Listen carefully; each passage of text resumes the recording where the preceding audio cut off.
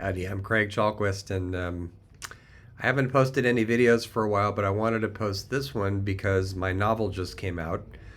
I decided to go the independent route and publish it that way, so it's now available at Amazon on Kindle, and the paperback comes out in a couple of weeks. I'll leave a link to it as well. It's called SOULMAP, SOULMAP.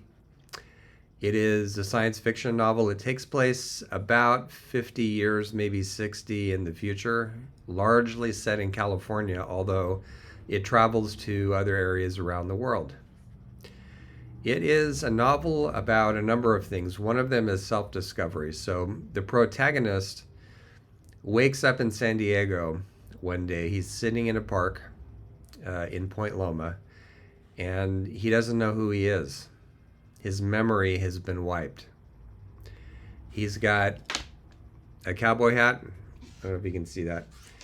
He's got black boots, and he's got a medallion with a star shape on it that he wears on his chest. And he doesn't know what to do. So the medallion, of course, has an AI in it, and it's programmed to help him. And it won't tell him who he is, of course. That would be a pretty short novel. But it tells him you need to make a number of stops between here and Sonoma. And you're going to ride a bike the whole way for reasons that you find out later. And each time you make a stop, you're going to meet somebody and exchange information with them. And by the time you get to the end, if you survive, big if, you'll get your memory back. And if you don't make the trip, well, who wouldn't, right? But if you don't make the trip, you die. And you have to make it in a certain amount of time, right? So California, 50 years from now, global warming has accelerated. Climate chaos, I should call it. And it's a dangerous place, especially out on the road. So he needs to avoid the perils if he can, put together pieces of himself along the way, and figure out what's going on. And there's a whole subplot about his former life that runs parallel to the story. And so you'll find out about what he was really up to.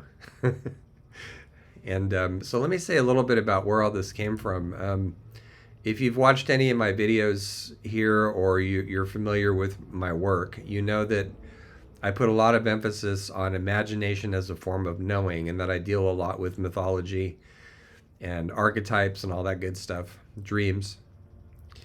And you also know that I coined a word, enchantivism, which refers to the kinds of storytelling that might start in a situation of, I usually say, rupture, injustice, a gap between where things are and where they should be. And through some sort of storytelling, that can also be performance, art, photography, what have you, dance. There are people out there who don't necessarily use the word enchantivism. I coined it to name something that's already going on. And they're telling a wider story about how things could be, about how we could be with each other. So that, in part, inspired my novel. It's, for those who like numbers, it's 93,000 words, so it's a good size. And the characters have been visiting me since before I knew I was going to write this. So they were showing up in my dreams, the dreams of people close to me. One in particular, the protagonist. And I finally realized through those dreams, and also through something that Carl Jung calls active imagination, it's kind of controlled daydreaming, that somebody wanted to be written about. So for some years now, I've been writing science fiction stories set in different historical periods. And they're all linked, and so I refer to them collectively as the assembling Terrania cycle. And if you go to my, I'll leave a link for this too. If you go to my website, chalquist.com/fiction, there's a free collection. I think there's 30 stories that I've written called Tales of Terrania Rising. And so that's available for free. The novel is something you have to pay for. But the word Terrania came to me a while back just as kind of this fantasy sci-fi word for the kind of inclusive, just, earth honoring, and just plain delightful world culture that I'd like to be a part of. So the idea behind the Assembling Terrania cycle is that humanity is on a long adventure toward maturity and consciousness as a species as well as individually. And there are certain key individuals that really move us forward in that direction. And so some of them are featured in my stories. But that's what the cycle as a whole is about. It's a series. And so this novel takes place in that series. So at the time I'm recording this, there are two books. There's Tales of Terrania Rising, which is free, and then there's the novel I just came out with, SOULMAP. Doesn't really matter which one you read first. I think I would read SOULMAP first, but either way. And so there's one particular character who shows up very infrequently, but he's there in the Terrania cycle stories, the Tales of Terrania Rising. And he's the one who's been knocking on my door imaginally for a while now. So I decided to feature him first in a short story. And when I was talking to him in active imagination, authors do this all the time, right? They talk to their characters whether they admit it in public or not. A few of them did, like Tolkien. So we've got a good precedent. And I was talking to him and I said, I'm going to write a story about you. And he goes, no, a novel. And I thought, you're kind of inflated. I get that already.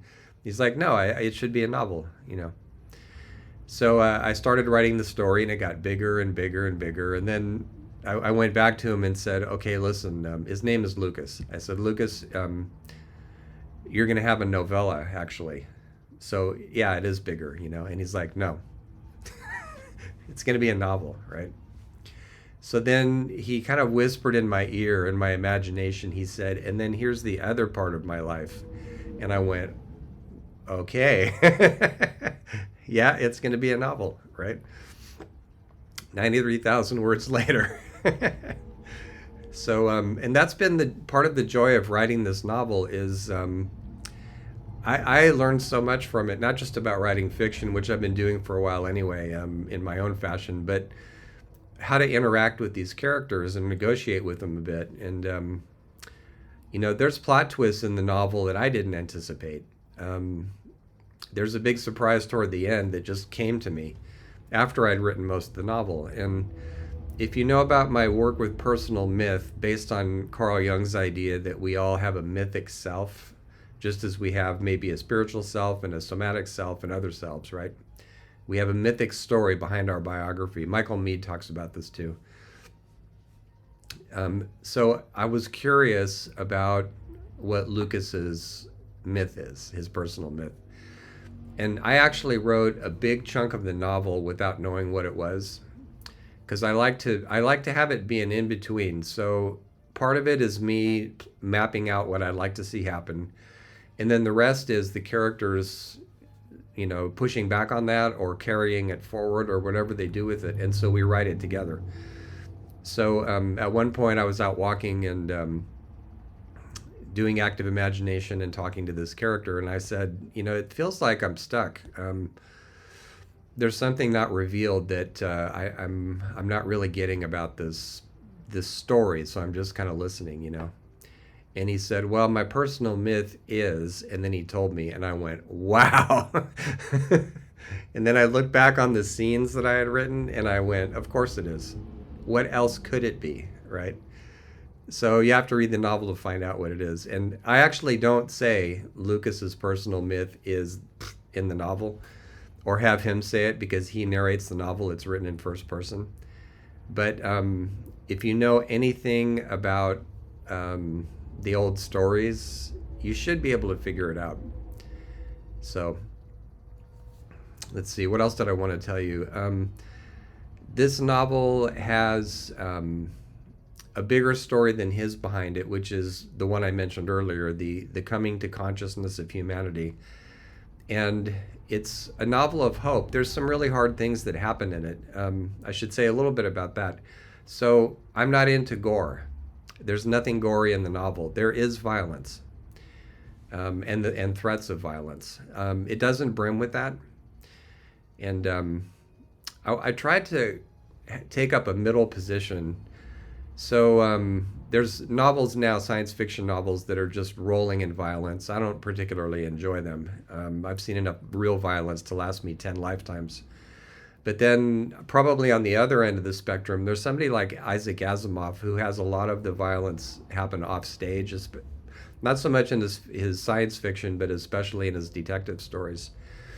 And so some of mine is on stage, but it serves the story. I think when you read the novel, you'll say, yeah, it really had to be that way. And it's part of a rule of handling your protagonists and other key people in the story, that you really have to give them a rough time if you want them to change in any way, to transform in any way, a deepening.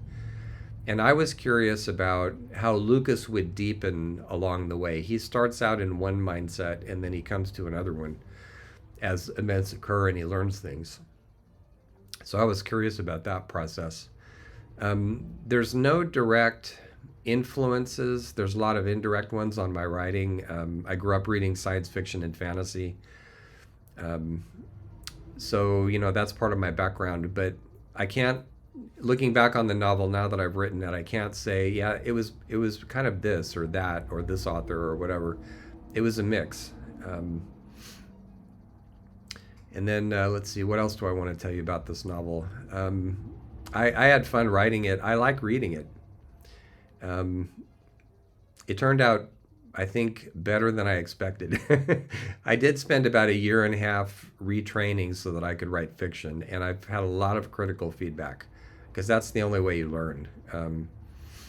Early versions of it, I went to my test readers and they said, you're explaining too much, you need to dramatize more. You're this, you're that. This piece here doesn't really work. Maybe you should put it over there or just get rid of it, stuff like that. So I'm happy with how it turned out. And the last thing I'll tell you is I'm working on another novel that's kind of a sequel, kind of, because they're roughly parallel in time. And so I'm pretty sure I have the title of it, and I've written the first chapter. It will not feature Lucas as the protagonist this time. It will feature somebody else, but he will visit the story. So he'll dash in and out at least a couple of times. And it's this second novel I'm working on is in its very, very early stages. So a lot of it hasn't been dreamed up yet. But I do have a protagonist who wants to be written about, so that's good. No idea when I'm going to finish it. So let's see, what else did I want to say? One other thing I should mention too, if you go to my website and you find the free stories, the Tales of Terrania Rising, I'm putting together an annotated version of those.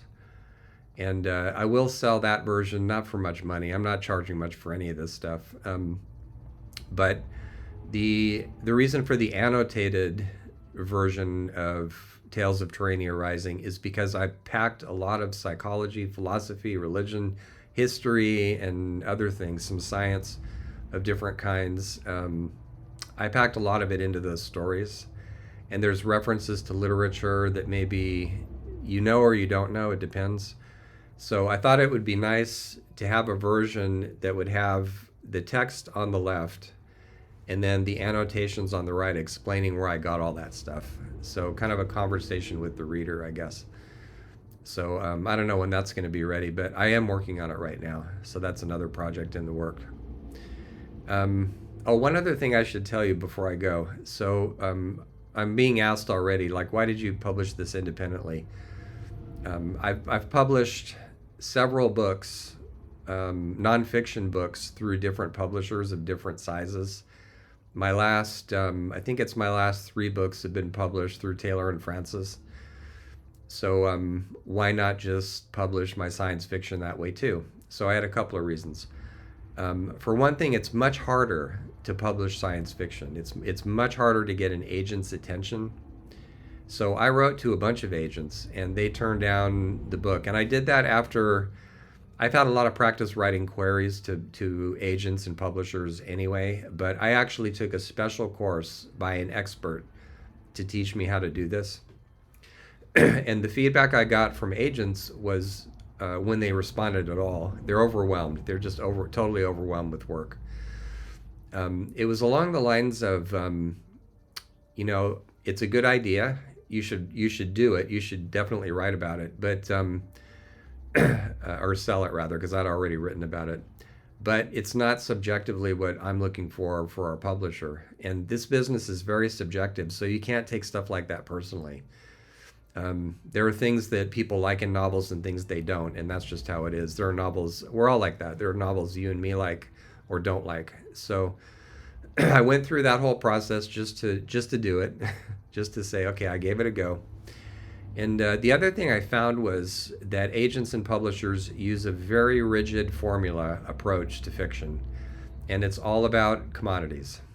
It's all about the hero has to do this and has to be a hero, which I already find problematic. There's a difference between hero and protagonist. The hero who charges in, saves the day, shoots up the town, and rides out? No. So I want to get much more complex and relational than that. Lucas has relationships. He doesn't just have people he saves. And he doesn't like the hero any better than I do. Even though he and I don't have that many similarities, but on that page we're in agreement. So, the formula, it's like a dumbed down version of Campbell's hero's journey, and you have to have this happen in the first scene and this in the second, and I tried that and I just went, my characters hate it. Never mind that I do. They're like, screw this. I don't like this formula. Let's do this instead, right? And part of what I did too is I took these old canards and stereotypical situations, and I turned them on their heads. I thought, what if we led up to this so that it looks like, yeah, this is how it's going to play out, and then it went in a completely different direction. What would that be like? So I built some of those in. So another reason for going independent is I want people to be able to play with these characters and settings and to just play around in my assembling Terrania cycle, paint it. I've been sketching some of the characters myself. I'm not a great sketcher, but make a cartoon of it, dance it, whatever you want to do with it, if you like it, right? And you run into a lot of trouble doing that when a publisher owns the rights to the work. So, for instance, I would like to be able to do a story collection that's Terrania stories and continue in like the Star Trek universe, the Lord of the Rings universe. And I did that a little bit, as you'll see, in Tales of Terrania Rising. But I had to be careful because that's just fan fiction. So, of course, I can't sell it, right? But if you take a character from Star Trek, let's say you want to write about Kirk or Spock or Picard or whoever it is, if you publish it, you're going to be in trouble with Paramount. Those are copyrighted characters, right? And so are the names of the planets and other things, So a while back, there was a group of people who got together. They were a combination of relatively unknown filmmakers and some famous movie stars from Star Trek. And they made a movie that was basically fan fiction, and they were taken to court for that. And so they were going to end up making a full-size picture, and they had to shrink it to like 20 minutes or something. So I don't need that kind of trouble, and you don't either. And I figure if I'm the one that's publishing this stuff, then all that's up to me. And if you want to play around with it, I'm happy with that. So go ahead. I think it would be great to have whole collections of these stories that other people wrote. I'm not going to be doing this for my whole life. Well, maybe I am. I enjoy it. But, the more voices, the better. So that's another reason I went independent. And finally, a reason is, should a publisher really decide what books are worthy, what books are any good? I think that's your decision. I think that's up to you as someone who likes or doesn't like a story. So I'd just as soon you settle that for yourself. So that's why I went independent. My next novel, I think it will be too. So we'll see. So anyway, that's a bit about my novel and what I've been up to. I hope you enjoy it. I hope it makes you think about the role of mythology in life, because mythology doesn't stay in the myth books, it's all around us. And I hope it gives you the sense that imagination is a powerful tool for making change happen in the real world. Thanks.